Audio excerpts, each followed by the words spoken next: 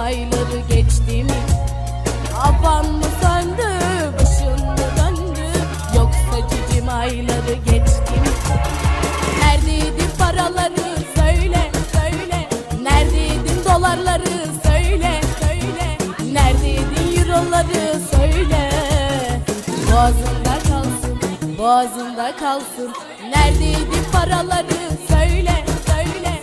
Neredeydin dolarları söyle, söyle. Neredeydin euroları söyle.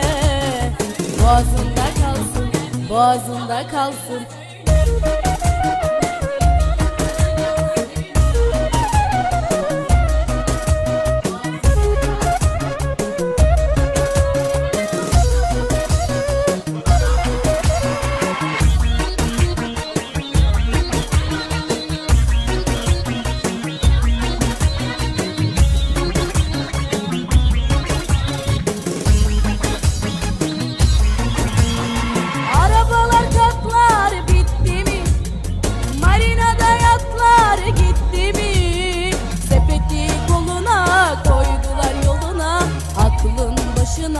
Geldi mi? Sepeti koluna, herkes yoluna, aklın başına geldi mi? Neredeydin paraları söyle, söyle.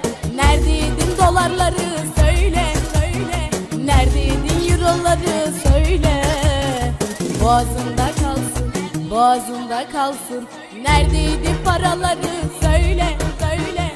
Neredeydin dolarları söyle, söyle. Neredeydin euroları söyle. Boğazında kalsın, boğazında kalsın.